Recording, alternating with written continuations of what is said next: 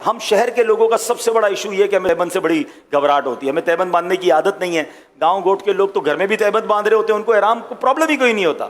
تو تہبند سے اگر آپ کو عادت ہو گئی نا تو آپ احرام فرینڈلی ہو جاؤ گے۔ سب سے بڑا ایشو ہم لوگوں کا، شہر والوں کا، وہ یہ کہ ہم تہبند کیسے باندھیں، تہبند کنٹرول کرنے میں ان کا جو ہے ٹینشن رہتی ہے۔ تو ایک بار صحیح طریقے سے آپ یہ احرام کا جو نیچے والا حصہ باندھنے کا ہے، تہبند باندھنے کا طریقہ سیکھ لو، آپ کا حج آسان ہو جائے گا۔ حج قران کرنا ہے نا تب بھی ہو جائے گا، لیکن جب احرام صحیح باندھنا ہو، اب احرام ہی سنبھالتے رہو گے تو دل ہوگا یار کب اترے گا احرام۔ مجھے بڑا بعض اوقات تو عجیب لگتا ہے، لوگ بار بار یہ پوچھتے ہیں احرام اترے گا کب؟ میں نے کہا پہلے روتے تھے احرام پہنوں گا کب ہیں، یا اللہ موقع دے میں احرام پہنوں، جیسے ہی احرام پہنا اب ٹینشن یہ اترے گا کب۔ ارے بھائی ریلیکس رہو، جلدی کس بات کی ہے؟ تو احرام صحیح باندھنا سیکھ جائیں گے تو آپ کو اس کی ٹینشن ختم ہو جائے گی۔ تو پہلے میں تہبند باندھنے کا آپ کو طریقہ بتا رہا ہوں۔ تو اب آپ نے پہلے تو چیک یہ کرنا ہے کہ یہ احرام میرے سائز کا بھی ہے کہ نہیں۔ تو اس کا طریقہ یہ کہ آپ نے اپنی ناف کے اوپر یہ والا بالکل کوئی بل نہ ہو رکھ کے چیک کر لیں کہ یہ آپ کے پیروں کے نیچے تک جا رہا ہے یا پیر تک ٹچ ہو رہا ہے، اس کا مطلب اس کا سائز ٹھیک ہے۔ ایسا نہ ہو کہ آپ ناف پہ رکھیں اور ابھی سے شروع سے ہی آپ کے ٹخنوں کے اوپر ہے تو یہ آپ کے لیے سائز تھوڑا ہے۔ چلے بسم اللہ الرحمن الرحیم۔ اچھا اب کرنا یہ ہے کہ یہ دونوں چادریں آپ نے اس کے کنارے ملا لینے، ٹھیک ہے، اور کوئی اس میں اوپر بل نہ رہے۔ ان دونوں کناروں کو آپ نے ملا لیا۔ اچھا اب اس طرف سے تھوڑا سا اس کو ٹائٹ کر لیں، جتنا ٹائٹ کرنا ہے آپ ٹائٹ کر لیں، ٹھیک ہے۔ اب ان دونوں کو واپس اپنے ہاتھوں سے یہاں پر لے آئیں۔ اب اس کے بعد دوبارہ جو ہے اس کو یہاں لے آئیں، یعنی اس کو فلیپ کر رہے ہیں آپ، ٹھیک ہے نا۔ اور اب آپ کی مرضی ہے ایک بار دو بار، کیونکہ احرام بھی بہتر ہے کہ ٹخنوں سے اوپر ہو، تو پھر تھوڑا اگر بڑا ہے تو 4 بار کر لیں۔ اب مثال کے طور پہ یہ میں نے اس کو 4 بار فولڈ دیا نا، اب یہ اتنا اچھا بندھا ہے کہ مجھے بیلٹ کی حاجت نہیں ہے، ٹھیک ہے۔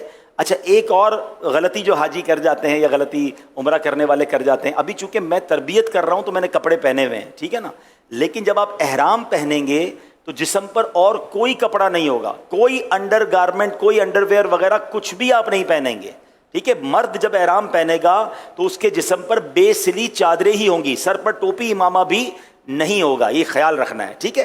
تو اب آپ نے جب یہ احرام پہنا نا تو اب ظاہر ہے اس کے نیچے تو کچھ بھی نہیں پہنا ہے، تو اب یہ جو فلیپنگ کی ہم نے، اس کو گھما کے جس طرح بنایا ہے نا، اس کا فائدہ یہ کہ اگر ہوا بھی آئی نا تیز تو یہ اگر اڑی بھی چادر تو آپ کی ستر، آپ کا جو جسم ہے وہ چھپا رہے گا، بے پردگی نہیں ہوگی۔ تو ہم نے احرام جب اس طرح باندھتے تو اس سے ایک تو چلنے میں بڑی آسانی رہتی ہے، دوسرا پردہ بھی رہتا ہے، تیسرا یہ کنٹرول بھی رہتا ہے۔ اچھا یہ میں نے سکھایا نا تو آپ مجھے شاید 50 سیکنڈ لگ گئے ہوں گے، 1 منٹ لگ گیا ہوگا، لیکن اگر میں خود باندھوں یا آپ کی پریکٹس ہو جائے گی تو 30 سیکنڈ میں بھی ہو جائے گا، پتہ بھی نہیں چلے گا، آپ کی عادت ایسی بن جائے گی کہ آپ بالکل آسانی سے باندھ لیں گے۔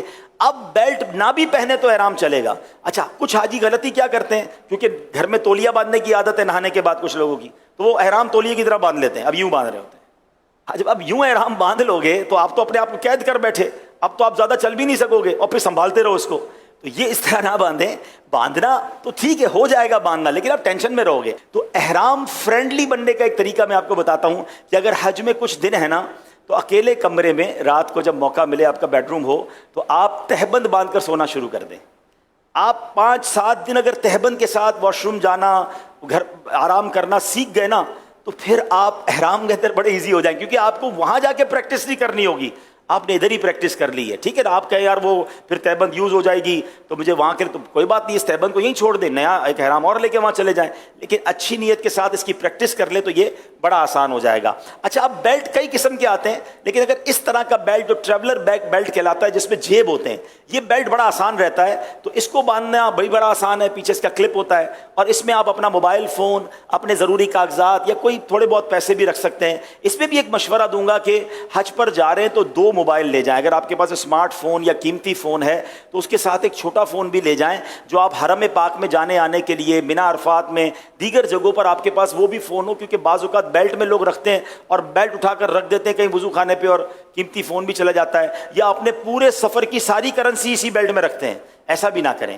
اپنی زیادہ پیسے وغیرہ ہیں وہ ہوٹل میں ہی رکھیں، بیگ کے اندر رکھیں. اس میں تو ضرورت کی 25-50-100 ریال رکھ لیے, کچھ کھانے پینے کی ضرورت پڑی. ہاں اپنے ہوٹل کا کارڈ ضرور ڈالیں, اپنے معلم کا کارڈ ضرور ڈالیں, تاکہ خدا نہ خواستہ آپ کے ساتھ کوئی حادثہ ہو جائے تو پتہ چلے کہ آپ کہاں تھے, کس کے معلم کے حاجی ہیں, تو رابطہ کرنا آسان ہو جائے. آپ کے ساتھ بچے اور فیملیز ہوں تو ان کے جیب میں بھی آپ نے ہوٹل کا کارڈ بھی اور معلم کا کارڈ ضرور رکھنا ہے, تاکہ وہ بچھڑ جائیں تو ان کو کوئی اس ایڈریس پر پہنچا سکے. اب یہ اوپر کی چادر جو ہے تولیے کی ہے, اور اس کو بھی آپ نے اسی طرح چیک کر لینا ہے کہ یہ میرے سائز کی ہے کہ نہیں. تو سائز تھوڑا سا اس کا بڑا ہونا چاہیے, تاکہ اس کا فائدہ یہ ہوتا ہے کہ یہ آپ کے نماز وغیرہ میں, رکوع وغیرہ میں آپ کے لیے آسانی رہے. تو اس کو چیک کرنے کا طریقہ یہ کہ یہ ایک بار چکر پورا گھوم کر کم از کم یہاں تک آ جائے. تو یہ جو چادر ہے یہ میرے لیے ٹھیک ہے, میری سائز کے لیے اوکے ہے کہ یہاں تک گھوم کے آ گئی ہے. تو اب جب یہاں تک آ گئی ہے نا, تو اب یہ میں جب رکوع کروں گا نا تو یہ گرے گا نہیں. ورنہ نارملی کیا ہوتا ہے کہ اگر احرام یہی ختم ہو گیا تو جتنی بار آپ نماز پڑھیں گے وہ نیچے آتا رہے گا, پھر آپ اوپر کرتے رہیں گے تو تھوڑا سا کنفیوژن بھی رہتی ہے. تو بہتر یہ کہ احرام اتنا ہو کہ یہاں سے پورا چکر گھوم کر آپ کے یہ والے کاندھے پر یہ دوبارہ آ جائے, تو اب آپ بڑے سکون سے انشاءاللہ احرام پہن لیں گے. تو یہ ہم نے احرام پہن لیا. اچھا, اب اس میں کچھ بے احتیاطی بعض اوقات حاجیوں سے ہو جاتی ہے, چونکہ پریکٹس نہیں ہوتی. اب مثال کے طور پہ آپ نے احرام پہنا ہے اور نماز پڑھ رہے ہیں, تو آپ کہیں گے اللہ اکبر. اب ابھی تو میں نے کرتا پہنا ہے, اگر کرتا نہ پہنا ہوتا تو پیٹ میرا نظر آتا, سینہ نظر آتا. تو جب نماز پڑھتے ہیں تو یہ پورا جسم نظر آ رہا ہوتا ہے, یہ بہتر نہیں ہے.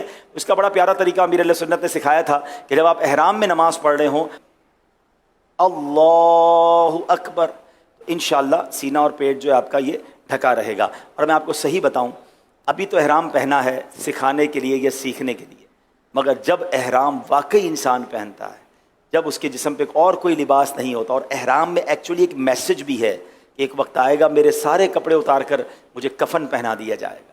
تو یہ احرام کی چادریں ہمیں اس سفر کی بھی یاد دلاتی ہیں. اور جب بندہ احرام پہن لیتا ہے نا, اور پھر اس کے بعد جب وہ لبیک پڑھتا ہے اور جو اس کی کیفیت بنتی ہے, یہ الفاظ میں بیان بھی نہیں کیا جا سکتا. ہم اللہ کریم سے دعا کرتے ہیں کہ ہمیں حقیقی معنوں میں احرام پہننا, لبیک پڑھنا اور اپنے در کی حاضری نصیب فرمائے.